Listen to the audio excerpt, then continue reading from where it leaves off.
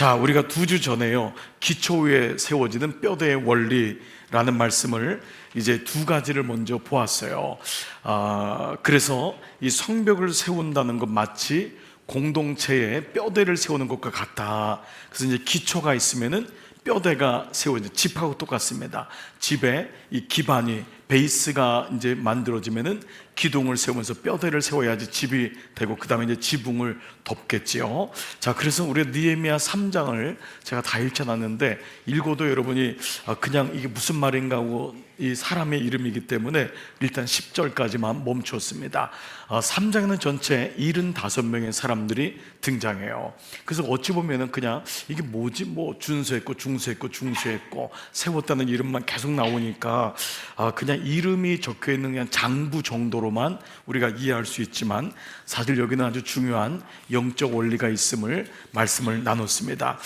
그래서 그동안 우리가 느헤미야를 제가 한 4번 정도 그동안 말씀을 드렸던 것 같습니다. 느헤미야 말씀이 좀 지났지만은 우리가 이제 다시 이제 오늘 제가 좀 오늘 말씀까지 느헤미야를 좀 접고, 이제 우리가 이번 토요일까지, 여러분 오늘 이삭이 나왔잖아요, 그렇죠? 그래서 김이상 목사님이 오늘 본인 얘기를 하시면서 말씀과 상관없는 얘기를 했어요.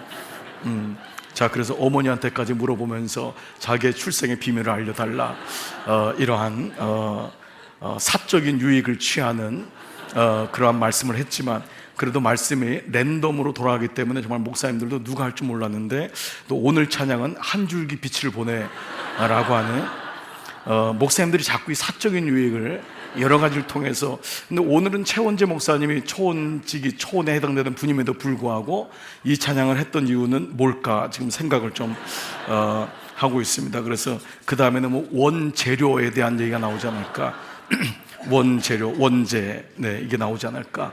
그래서 제가 우리 전사님들 이름 중에도 저는 석호림 전사님, 석천호수와 호림의, 네, 석호림 전사는 운명적으로 우리 교회에서 있어야 되는 사람이 아닌가. 뭐 다른 분들도 마찬가지입니다. 하여간, 자, 그래서 75명의 이름이 나오는, 다시 아까 그 얘기가 뭐냐, 창세기가 이제 이삭으로 맞춰요. 그래서 이삭이 났는데 내일까지 말씀이 이제 마무리가 되고, 여러분 주일부터는 어떤 말씀이죠? 그렇습니다. 요한복음입니다. 수요일 날 우리 조한민 목사님이 요한복음의 개요를 아주 잘 말씀했어요. 여러분이 수요일 날 말씀을 들으면은 요한복음이 먼저 개론이 이제 눈에 띌 거예요. 잘 들릴 거예요. 그리고 매일 성경의 앞에 여러분이 인트로덕션이 쭉 나와 있어요. 주일 말씀부터 무려 부활주일 다음에 3일 정도가 지나서까지 요한복음이 진행됩니다. 요한복음을 다 봐요.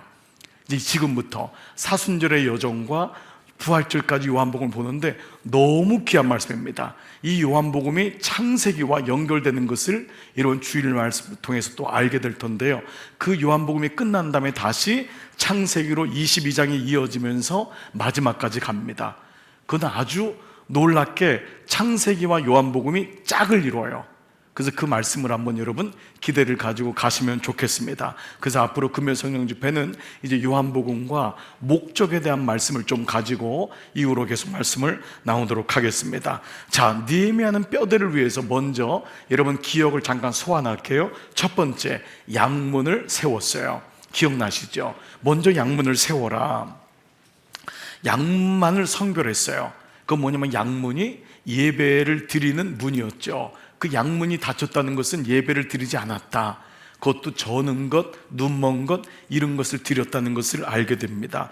예배는 너무도 소중합니다. 그래서 모든 공동체와 모든 개인의 회복의 시작은 예배입니다.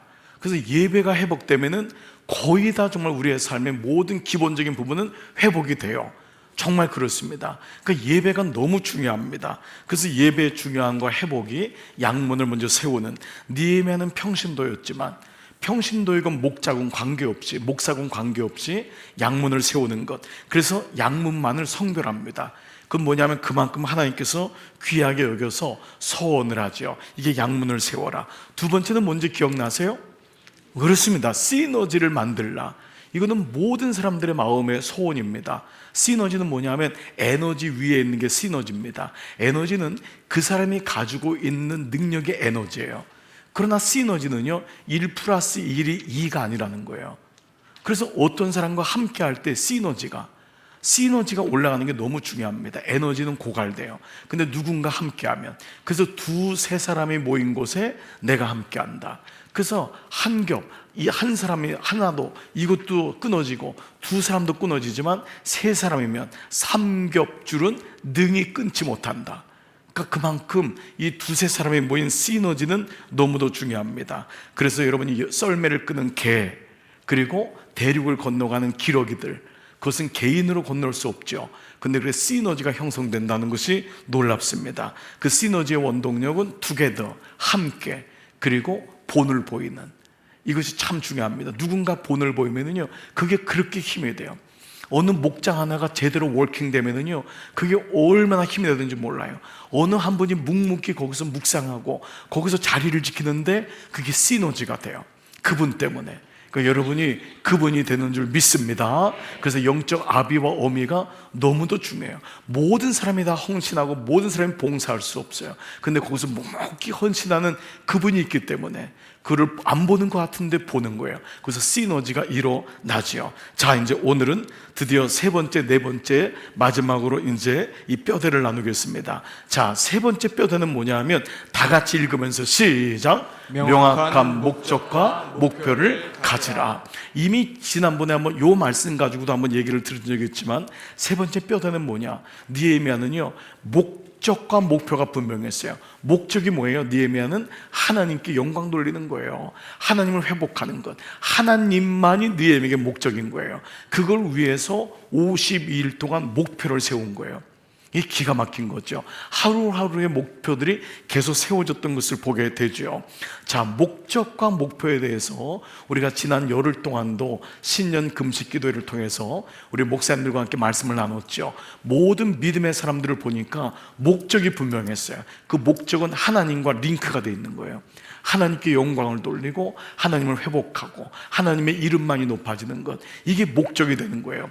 그 밑에서부터 목표들이 이루어지는 거예요. 가정의 목적은요, 행복이 아니에요. 가족의 목적은 하나님을 예배하는 것이 목적인 줄 믿습니다. 그 가운데 목표가 뭐냐 하면 두 사람이 행복해지자, 자녀들 잘 길러보자, 이왕이면 한번 이렇게 살아보자. 그러다 보니까 집도 한번 구입해보고 아이들 대학도 보내보고 이런 것들이 목표들이 세워지는 거예요. 그러나 집을 못 구했다고 해서 집이 불행한 건 아니에요. 하나님이 없는 게 불행하죠. 목적이 없으니까 불행해지는 거예요. 집이 여러분 월세에 산다고 불행한가요? 그렇지 않아요. 오히려 집이 몇 채가 있어도 불행한 사람이 있는 거예요. 아이가 대학에 간다고 행복하고 못 간다고 불행하지 않아요. 하나님과 그 아이가 연결되어 있으면 이미 행복한 거예요. 그러나 목표는 바뀔 수가 있는 거예요. 이 아이가 대학을 안 가고 다른 기술을 배울 수도 있는 거예요. 그렇잖아요.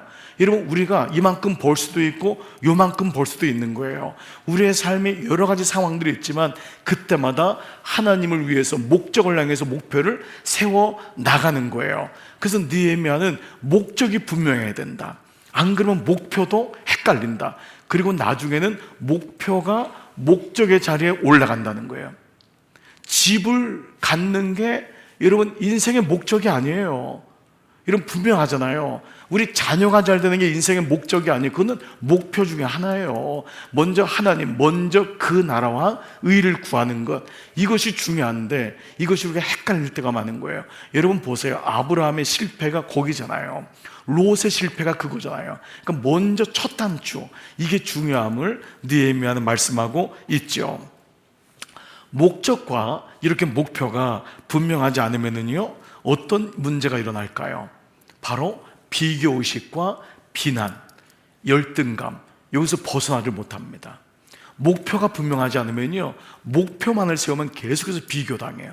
저 사람은 저기 됐는데 나는 뭐지?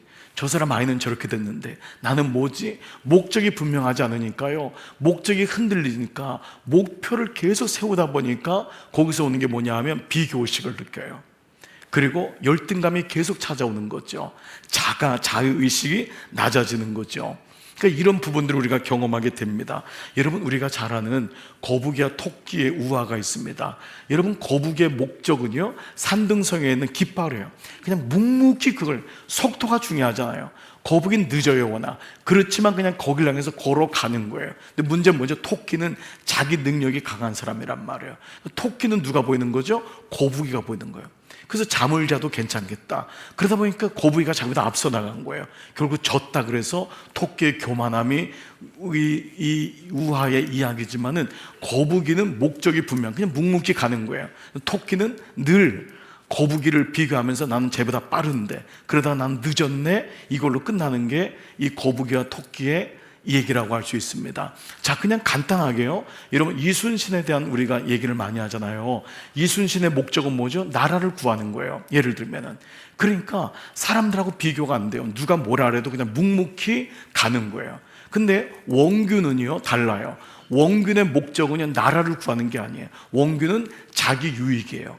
높은 데 올라가는 거예요. 그러다 보니까 누구랑 비교하죠? 이순신하고 비교되는 거예요. 그러니까 늘 이순신을 죽여야지만 자기가 살아가는 이러한 모습이 원균의 삶 속에서 드러나는 것을 보게 됩니다. 자, 적용해 볼게요. 우리도 하나님의 영광의 목적이라면 사람이나 환경이 그렇게 문제되질 않아요. 그렇게 크게 보이지 않습니다. 흥미로운 것은 오늘 본문으로 가보면은요, 5절 말씀에 드고와의 귀족들이 나옵니다. 자, 모든 사람들이 다 중수했는데 여러분 보면서 이건 뭐지? 이 구절이 5절에 딱 눈에 띌 겁니다. 5절 같이 한번 읽어볼게요. 시작. 그와 사람들이 중수하였으나 그 귀족들은 그들의 주인들의 공사를 분담하지 아니하였으며. 그러니까 결국 그 맡은 주인들이 그 영역을 맡았는데, 그 드고와의 귀족들이면 본을 보여야 되는데 이 사람들은 뭐야? 분담하지 않았다는 거예요. 그런데 중요한 건 뭐냐면 느헤미야는 여기 대해서 다른 말을 하지 않는다는 거예요. 기록하지 않고 있어요. 그들은 나쁜 사람이었다. 그들은 비겁했다. 귀족인데도 책임을 다하지 않았다. 이건 얘기하지 않아요.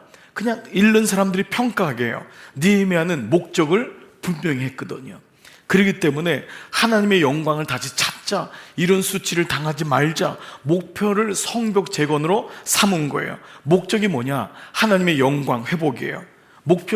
이 목표가 그래서 성벽의 재건인 거예요. 그러니까 이 목적을 분명히 하고 목표를 세우면서 나가니까 다른 사람들이 안 하더라도 그 사람들에게 붙잡혀가지고 왜 너는 안 하냐? 라고 하는 말씀의 메시지가 나와 있지 않아요.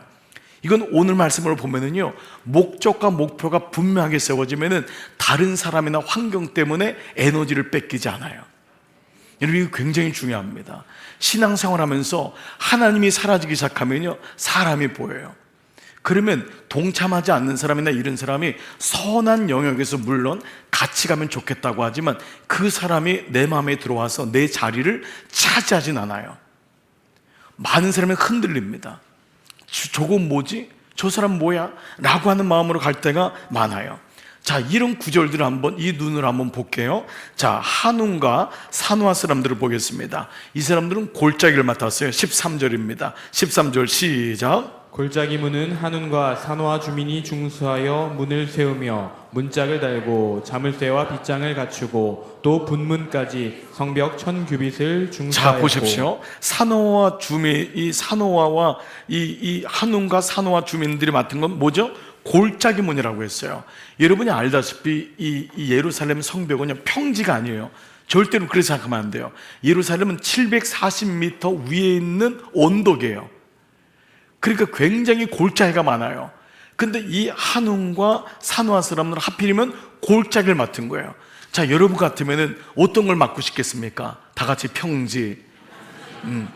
그렇죠? 여러분은 평지를 맡으면 야호! 평지네. 근데 누구는 골짜기야. 그것도 740m 골짜기예요. 이거는 죽음입니다. 근데 여러분, 놀라운 거는요, 한운과 산호와 사람들이 불평이나 원망을 하지 않고 있다는 거예요. 그냥 자기는 그냥 맡은 거예요. 맡은 걸 하는 거예요. 예. 그러니까 이게 너무 중요한 거예요. 이 사람들은 사람들이 보는 평가나 기준에 마음이 흔들리질 않아요. 저 사람은 저걸 맡아서 좋았는데 나는 뭐야? 우리는 왜 이 골짜기야? 우리를 깔보는 거야? 내가 뭐 가진 게 없다고? 이런 말씀이 나오지 않는다는 거예요. 여러분 보세요. 골짜기만 만나나요? 성문에서부터 그 양문에서 맨 밑에 있는 게 뭐죠? 똥문 있잖아요. 똥문, 분문. 자, 한번 보세요. 말기야 14절 시작. 분문은 베나게렘 지방을 다스리는 레갑의 아들 말기야가 중수하여. 보세요, 여러분 자녀에게 여러분 분문 맡으라고 하면 여러분 기분 좋겠어요? 좋군요. 네. 자, 왜 너는 거기 청소하냔 말이야. 왜? 딴 사람들은 예배 드리는데. 여러분 이게 우리 마음이란 말이에요. 근데 오늘 느헤미야 놀랍게도요, 레갑의 아들 말기야가 중수했다는 거예요. 아무런 불평이 없어요. 이 말기야가 왜 나는 분문 받냔 말이에요. 나도 저거 양문 맡으면 좋은데, 예배 드리는 문 맡으면 좋은데 왜 나는 분문이냔 말이에요. 여기에 대한 불평이 없어요. 왜요? 너무도 분명한 하나님의 영광이 정해져 있으니까. 하나님이 보신다는 게 정해져 있으니까 저 같으면 차라리 분문 맞습니다. 이게 하나님께 점수 따는 방법이거든요. 예, 정말이에요. 여러분 우리는 생각에는요 다 양문 맡으면 좋을 것 같죠. 그렇지 않습니다. 오히려 하나님은 보시는 거예요. 그래서 오늘 이따가 네 번째가 왜 중요한지를 한번 볼게요. 네 번째가 왜 이 분문 맞고 이런 사람들을 이 느헤미야가 기록을 하는지 봐보세요. 자, 이렇게 목적이 분명하니까요 더 이상 자신의 일을 다른 사람과 비교하지 않는 거예요. 이거 굉장한 힘입니다. 실제로 많은 사람들의 에너지를요 다른 사람과 비교하면서 에너지를 쏟아요. 그러다 보니까 너무 자신 자체도 이만큼 하는 것도 잘하는데도 늘 자기에 대한 컨피던스가 없는 거예요. 자신감이 없는 거예요. 그렇게 잘하는데도. 여러분 또 30절 한번 볼까요? 자, 30절 그 다음은 시작. 그 다음은 슬레메의 아들 하나냐와 살랍의 여섯째 아들 하눈이 한 부분을 중수하였고. 자, 이 사람이 셀레마의 아들 하나냐와 살랍의 여섯째 아들 하눈이에요. 하눈이 누구냐? 여섯째 아들이래요. 그러면 여러분 기본적으로 생각하면 나머지 5명은 어디가 있어? 아니 왜 말째만 여섯째 아들만 여기 나와 있는 거죠? 근데 다른 형제들의 얘기는 나오질 않아요. 그 형제들은 그냥 알아서 하는 거예요. 그 지금 느헤미야가 얘기하는 건 뭐냐 하면 다른 사람이 중요한 게 아니라는 거예요. 거기에 대해서 마음을 뺏기지 말라는 거예요. 교회 공동체를 보면은요 너무 다른 것에 마음을 뺏긴 사람들이 너무 많아요. 거긴 늘 얘기하고 늘 뒷담화하고 늘 뒤에 얘기하고. 여러분 이 사람 보면요 주인공이 못 돼요. 그냥 묵묵히 그냥 가는 거예요. 이 아멘할 정말 타이밍이에요. 여러분 정말 여러분 이게 소중합니다. 좀 이게 아니면 늘 사람들 얘기하는 거예요. 저 사람은 왜 저래? 저 사람은 뭐야? 늘 얘기해. 이게 위로하고 중보하는 마음이 아닌 것은 본인이 알아요. 본인이. 그러니까 이 마음이 늘 사람들이 와서 부딪히면은 기도할 때예요. 그럼 이게 힘든 겁니다. 그래서 무슨 말이냐? 목적과 목표가 분명하니까 다른 사람들에 대한 시각이 변화가 되는 줄 믿습니다. 이게 달라지는 거예요. 달라지는 거예요. 여러분 이 영화 보신 분이 많을 거예요. 한참 된 영화죠. 아마데우스 모차르트. 네, 안 보신 분은 꼭 한번 보셨으면 좋겠어요. 요즘 뭐 너무 많이 나오는 뭐 어디든지 나오는지요. 이 아마데우스 모차르트에 대한 영화입니다. 여러분 모차르트는 음악적인 천재잖아요. 그냥 음악이 발상이 되는 거예요. 근데 이미 모차르트가 어렸지만 그 왕궁에서 있었던 왕궁 악장이 있었죠. 궁중 악장 누구죠? 살르에르라고 하는 살리에리. 이 사람은 모차르트고요. 이 사람 말이에요. 살리에리. 벌써 눈동자가 정말 너무 안타까운 거예요. 여러분 이 영화를 보면서 안타깝지 않았어요? 이분은 이미 훌륭한 분이었어요. 이분은 너무 훌륭한 분이었어요. 만약 이분이 모차르트가 자기의 동생 같고 아들 같았으면 야 어떻게 이런 재주를 가져? 그러던데 이 사람은 어떻게 하죠? 비난하고 비교하다가 모차르트를 죽이는데 자기의 인생을 씁니다. 이 영화가 많은 사람들에게 감동이 된 것은 불행하게도 살리에리 같은 인생을 살고 있기 때문에 그래요.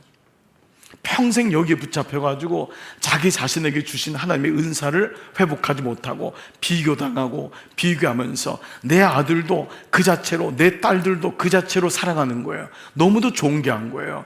절대 비교 대상이 아니라는 거예요. 하나님이 우리를 사랑하는 것은요 비교 대상이 아닌 줄 믿습니다. 그래서 우린 그 자체로 주님이 나를 사랑하는 거예요. 근데 내가 매일마다 주님 앞에 갔을 때 주님 나는 부족해요. 저 사람이 더 낫잖아요. 그러면 주님이 정말 실망할 것 같아요. 너는 너란다.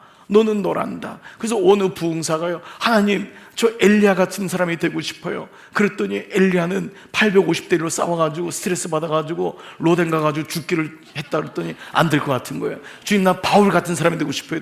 너는 돌에 맞을 수 있냐?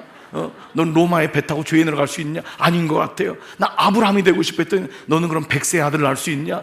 애기 죽을 수 그것도 아닌 것 같아요. 그러니까 뭐라 그래요? 그 나는 뭐 해요? 그랬더니 너는 너다 그러더래요. 하나님이 너는 너다. 이게 굉장히 중요하더라고요. 너는 너라는 거예요. 하나님이 나를 나로 만드신 것입니다. 이게 가장 귀한 것이에요. 목적과 목표를 분명히 하는 것. 이것은 너무도 중요한 뼈대였습니다. 그런데 이스라엘 공동체 안에는요, 비난과 이 뒤에서 뒷담화와 열등감이 난무했던 거예요. 적과 아군을 구별할 줄 모르는 거예요. 모든 공동체는 여기서 나와요. 만약에 직분이 높은 장로님이, 권사님이 여러분 이 피군, 아군과 적군을 구별하지 못하고 뒷담화를 하는 영성에 있다면은 그 공동체는 너무도 수준이 낮은 공동체가 될 수밖에 없다는 거죠. 근데 이스라엘이 이랬습니다. 여러분 보세요. 예서와 수룹바벨을 먼저 보내잖아요. 성전 짓기 위해서. 조국 땅에 가서 다 가져간 거예요. 근데 16년 동안 성전이 지어지질 않는 거예요. 왜냐하면 서로 뒷담화를 하니까, 서로 끄집어내리니까 16년 동안 이스라엘이 성전을 짓지를 못하는 거예요. 기가 막힌 일이 있는 거예요. 이걸 느헤미야가 와서 본 거예요. 느헤미야가 이걸 보면서 뭐라고 하냐? 에스라에 있는 말씀인데, 에스라에 있는 말씀 한번 볼게요. 에스라 4장 3절 4절 같이 읽을게요. 시작. 스룹바벨과 예수아와 기타 이스라엘 족장들이 이르되 우리 하나님의 성전을 건축하는데 너희는 우리와 상관이 없느니라. 바사왕 고레스가 우리에게 명령하신 대로 우리가 이스라엘의 하나님 여호와를 위하여 홀로 건축하리라 하였더니 이로부터 그 땅 백성이 유다 백성의 손을 약하게 하여 그 건축을 방해하되, 이건 뭐냐면 사마리아 사람들과 이방 사람들을 구체적으로 얘기해요. 그 땅 백성이, 이미 기존에 있는 백성이 그 바벨론에서 온 유다 백성의 손을 약하게 했다고 하는 게 뭐냐면 나누게 하여 분열시켜서 그 건축을 방해해요. 그래서 어떻게 하냐면 그 공동체는 이간질을 하게 하는 거예요. 예수아가 뭐라고, 수룹바벨 네가 뭔데 대장질하냔 말이야.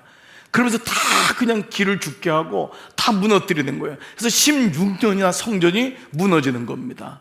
그러니까 모든 공동체, 여러분 중에 직장에 있거나 한 그룹을 맡은 CEO라든지 이런 직장의 부장급 이상 되는 모든 이 리더들의 마음이 뭐예요? 밑에 있는 사원들이 서로 물고 뜯는 것 때문에 제일 힘들어하는 거예요. 일이 안 되는 거예요. 여러분 이게 얼마나 마귀가 쓰는 건지 알 수가 없어요.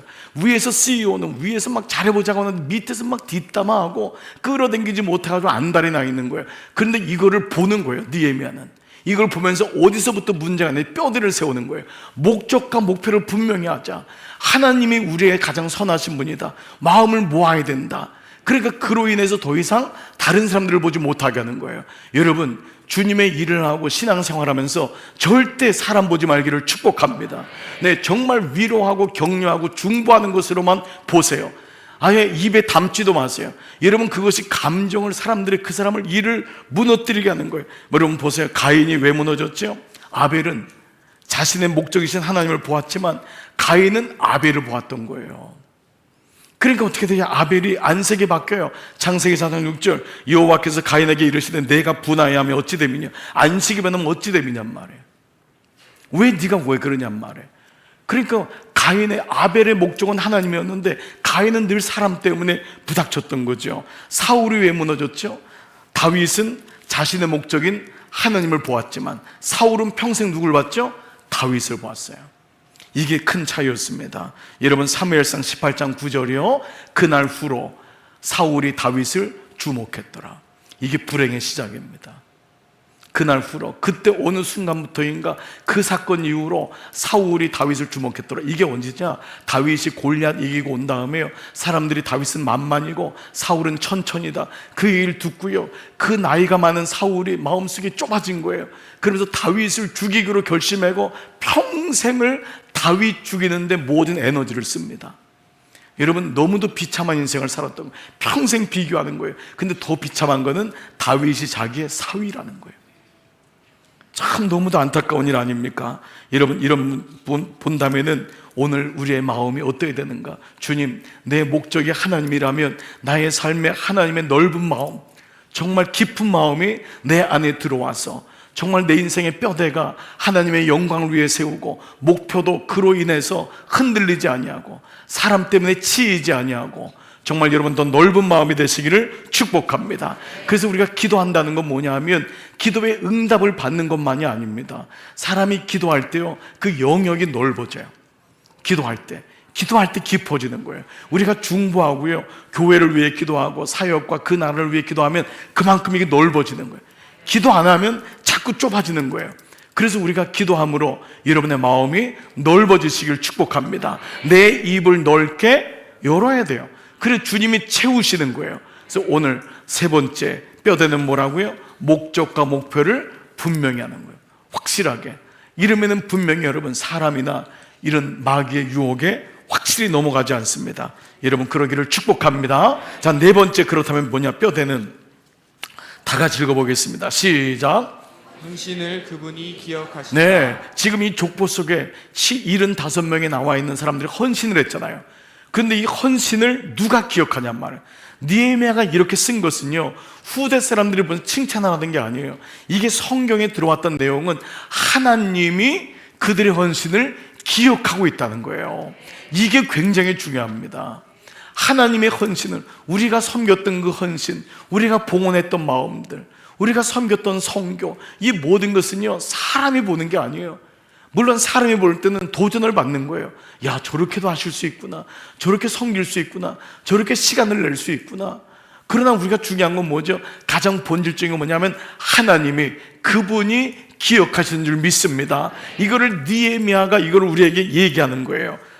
말씀드린 대로 3장에는 75명의 사람들의 이름이 다 기록했는데요, 가만히 보면은요 다 사람들의 기록이 조금씩 달라요. 이게 달라요. 여러분 보면은 그냥 누가 중수했고 중수한 것 같은데 뭐냐? 모든 사람이 다 헌신했음에도 느헤미야는 조금 더 간 사람이 있어요. 이거는 그 사람을 드러내고 그 사람 이 느헤미야가 일부러 한 게 아니라고요. 그 사람 잘난 체 해달라고, 그 사람이 기록해 달라고 한 게 아니에요.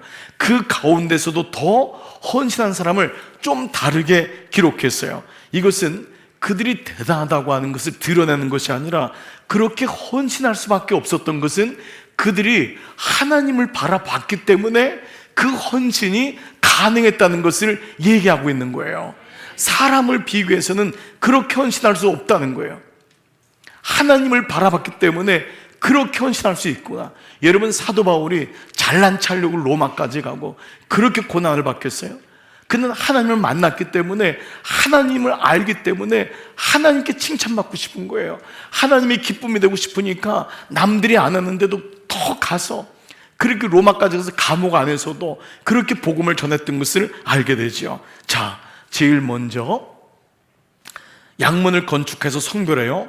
그 다음에 처음으로 나온 사람이 누구냐 하면 바로 여리고 사람이에요.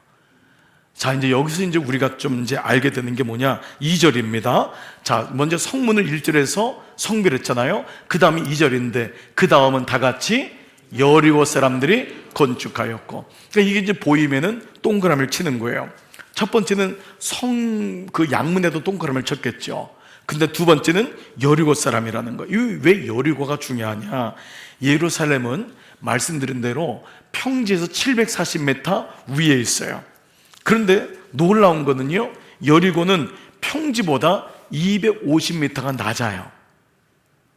자, 그러면 여리고에서 예루살렘까지 가면은 몇 미터로 올라간다는 거예요? 그렇죠. 거의 1000m죠. 예루살렘은 740m 위고 여리고는 평지에서 250m 밑이니까 740 더하기 250은 990. 그렇잖아요.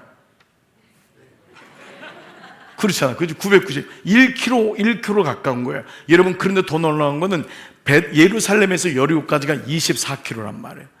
24km를 자기 연장을 끌고 거기를 가는 거예요. 그 가파른 1000m 되는 길을 올라가는 거예요. 이러면 이게 여리고 사람인 거예요. 그러니까 이 여리고 사람을 기록했다는 것은 그들이 얼마나 수고했는지를 아는 거예요. 그러니까 오늘 우리가 보이지 않게 그 안에는 다른 사람보다 한 걸음 더 순종한 분이 있어요. 똑같은 순종을 한 것 같지만, 똑같이 교회를 나오는 것 같지만 그 안에서 더 마음이 있고 더 하나님을 향한 그 마음이 간절한 마음들이 있어요. 자, 11절도 한번 볼게요. 11절 하림, 시작. 하림의 아들 말기야와 바한 모압의 아들 핫습이 한 부분과 화덕 망대를 중수하였고. 자, 이 말은 모든 사람이 한 부분을 중수한 게 아니라 어떤 사람들 몇 구절이 한 부분과라는 말은 뭐냐면 영어에도 어떤 뭐냐면 another section 이렇게 나와 있어요. 다른 섹션을, 이 부분을 다 중수하는데 이 사람은 하나 더 중수한 거예요. 이게 쉽지 않아요. 모든 사람들에게 균등하게 맡았는데 이 사람들은 자원했든 간에 어떻게 명령을 받아서 순종한 거예요. 하나 더 한 거예요. 한 부분을 더 한 거예요. 이게 놀라운 거예요. 보통 한 곳을 맡는데 이 사람은 또 다른 곳을 맡았던 거예요. 자, 13절도 볼게요. 골짜기문, 아까 나왔죠? 골짜기는 너무 힘든데요. 그 골짜기문을 한운과 산후와 사람에 중수했는데 똥문, 분문까지 그 거리가 어디죠? 성벽 1000규빗이에요. 보통은 다 보니까 몇 미터냐 하면은 200미터 정도라 했어요. 이 거리를, 성문을 다 4.5km를 재보니까요 750명들이 족장들을 쭉 했는데 보통은 200m예요. 근데 이 사람만 1000규빗이에요. 규빗은 여기서부터 손끝에서부터 여기까지거든요. 보통 장년을 45cm로 잡는다고요. 45cm인데 1000규빗이니까 450m를 이 사람 한 거예요. 그것도 골짜기를. 이러면 어떠세요? 골짜기 맡은 것도 힘든데 이 사람은 분문까지 450m를 만든 거예요. 자, 또 볼까요? 20절 보세요. 그 다음은 시작. 그 다음은 삽배의 아들 바룩이 한 부분을 힘써 중수하여 성 구비에서부터 대제사장 엘리야십의 집의 문에 이르렀고. 자, 여기 이제 힘쓰라는 한 부분인데 이거는 또 다른 어너더 섹션이에요. 또 한 부분을 했는데 보통 그러면 뭐죠? 아우 힘들어. 왜 나한테 자꾸 이런 일을 시키지? 아유, 어쩔 수 없이 해야 되나? 이런데 여기 힘써예요. 이 힘쓰라는 단어가 중요해요. 이 힘쓰라는 단어가 히브리 말로 헤라예요. 헤라. 헤라가 이제 헤라 이게 아니라 헤라. 히읗의 허이, 이 발음은 허이 헤라. 영어로 이렇게 써요. 음역을 한다면 헤라인데 이 말은 뭐냐면 기쁨으로는 뜻이에요. 기쁨으로. 이게 중요하지 않습니까? 어차피 일을 하는데 이 사람들은 기쁨으로 중수한 거예요. 힘써서 기쁨으로 즐거운 마음으로 한 거예요. 이게 바룩입니다. 이 바룩이라는 사람이 나중에 등장하기도 해요. 에스라에도 또 등장하는데, 그래서 이 바룩이라는 사람이 정말 귀한 사람이에요. 기쁨으로 열심히 감당한 거예요. 남들이 볼 때 이 골짜기도 가야 되고 또 다른 섹션도 해야 되는데 뭐 많은 사람들이 기쁨으로는 안 할 수도 있잖아요. 근데 여기 힘써, 이 사람들은 남들보다도 고생하고 헌신했지만 하나님이 기억하신다. 힘써서 한 거야. 즐겁게 한 거예요. 여러분, 이런 구절들을 보면은 정말 이 놀랍게도 오늘 네 번째 뼈대가 뭐냐 하면 헌신을 어떻게 그렇게 할 수 있었을까? 하나님이 기억하시기 때문에, 여러분 이 마음이 있기 때문에 이것을 할 수 있었던 것입니다. 제가 목사지만은 가끔 동기들이나 후배들이나 선배들이 말할 때 이 말 들으면 제일 기분 나쁘고 그 사람하고 같이 하고 싶지 않을 때가 있어요. 그냥 목회해라. 그냥 너무 열심히 하지 말라고. 그 말 들으면 화가 나요. 하나님께 부름받았는데 왜 열심히 안 해요? 하나님 앞에 부름받고 하나님의 목사로 세웠는데 대강이 어디 있어요? 정말 주님 앞에 가서 칭찬받으려면 최선을 다해서 해야 되잖아요. 아닌가요? 그렇지 않나요? 이왕 할 거면은 정말 열심히 하고 싶어요. 이왕이면은 최선을 다하고 싶어요. 그런데 왜 그냥 해? 그냥 누가 봐? 그냥 대강하고 은퇴해. 이런 말들이 너무 목사들 사이에서 회자될 때가 있어요. 그런 모임에 가서 얘기를 들으면 막 내가 느낌이 영이 막 빨리는 것 같아요. 막 열심히 하고 싶다가도 그만하고 싶을 때가 있어요. 그래서 순간적으로 돌아오면서 저 모임은 도움이 안 되는구나. 그런데도 어떤 모임 가면 나이가 70세가 넘는 목사님들도 모이는데도 어떻게든지 막 주님의 기쁨이 되려고 하고 막 어떻게도 막 주님의 일을 감당하고 싶어 하고, 그런 분들을 보면은 너무 존경스럽고 그 모임 가면 힘이 나요. 여러분 어떻습니까? 그냥 우리 대강 살면 되는 거예요? 이렇게 살다가 은퇴해가지고 그냥 골프 치고 여행 다니면서 살면은 인생은 마무리되는 건가요? 아니에요. 정말 인생은 은퇴한 다음부터 아니에요? 그러니까 은퇴는 사실 있어요, 없어요? 없어요. 없다 그러니까 못 알아들으니까 없다 그랬잖아요. 은퇴 없다. 그렇게 사는 거예요. 어디 그리스도인의 삶이 어디 은퇴라는 게 어디 있어요? 65세 되면 은퇴되면 나 교회에서 뒤로 백한 다음에 팔 좀 딱 치고 뭐 하는 거 지켜보지 뭐. 젊은 사람들이 일해야지. 어디 젊은 사람들이 일하는 게 어디 있어요? 같이 투게더. 예, 모든 사람들이 같이 주님 부르시는 그날까지 최선을 다해서 우리 감당해야 될 줄 믿습니다. 이유는 뭐냐면 하나님이 기억하시니까. 하나님이 기억하시니까 이겁니다, 여러분.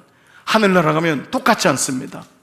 대강 인생 산 사람과 정말 최선을 다해서 산 사람과 만약에 순교해서 그 주님의 사명을 위해 산 사람이 하늘나라에서 상이 똑같다면 그건 하나님은 공의롭지 않으실 겁니다. 그래서 하나님을 찾는 자들은 그가 살아계신과 그에게 상 주시는 이심을 믿어야 할지니라. 그렇습니다. 우리가 그래서 정말 우리 영역에서 나름대로 기쁨을 가지고 정말 최선을 다해서 섬기는 그 은혜를 하나님이 기억하시는 줄 믿어요. 그래서 여러분 아시는 찬양에 당신의 그 섬김이 뭐죠? 천국에서 해같이 빛나리. 그리고 당신의 그 겸손이 천국에서 해같이 빛나리. 당신의 그 믿음이 천국에서 해같이 빛나리. 당신의 그 충성이 천국에서 해같이 빛나리. 그 다음 구절이 너무 기가 막혀요. 주님이 기억하시면 족하리. 주님이 기억하신대. 이거 하나 때문에 달려가는 거예요. 세상에서 누리는 거 별거 없어요.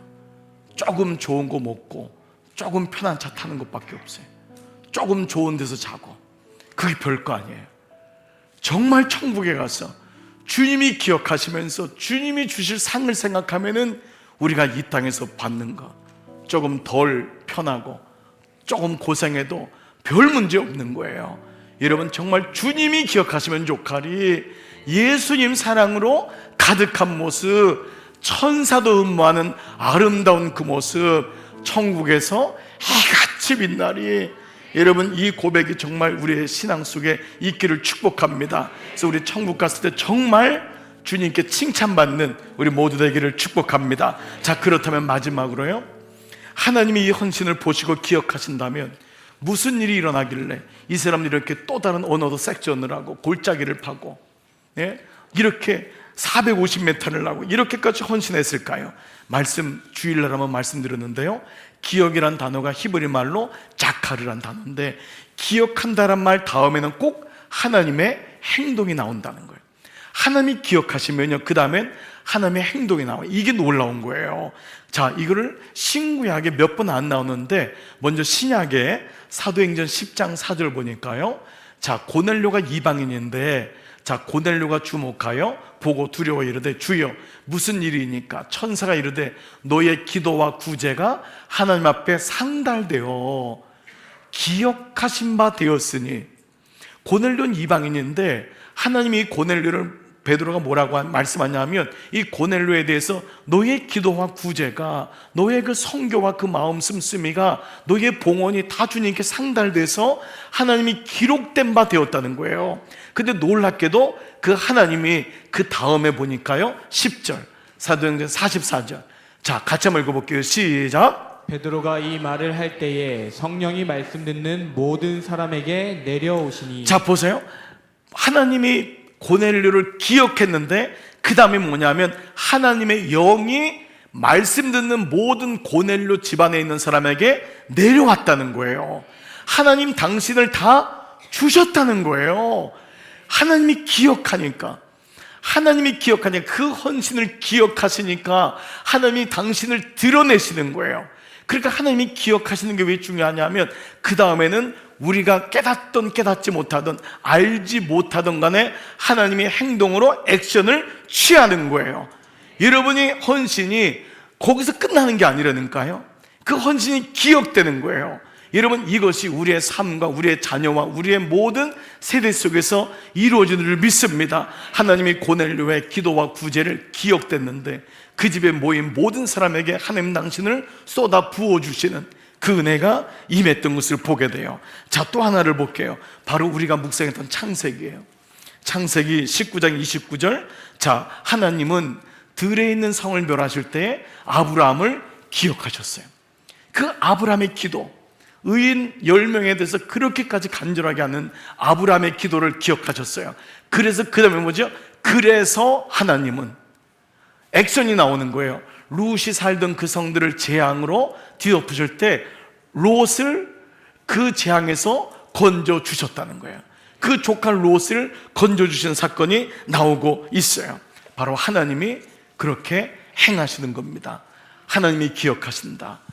오늘 네 번째 뼈대는 바로 하나님을 바라보고 헌신하라. 그때 하나님이 기억하시고 그 헌신한 것을 기억하시면 주님이 갚으시고 하나님이 그때 일하시는 것을 말씀하고 있습니다. 말씀을 마무리할게요. 기초 위에 뼈대가 세워지는 게 너무 중요했는데, 뼈대는 성도의 근원이고 우리 신앙생활에 가장 중요한 성벽이 세워지는 것입니다. 여러분, 성문을 세우는 것, 이게 너무도 중요합니다. 예배 한번 제대로 드리고 예배를 정말 소중히 여기는 것. 두 번째, 시너지를 만드는 것. 세 번째, 명확한 목적과 목표를 세우는 것.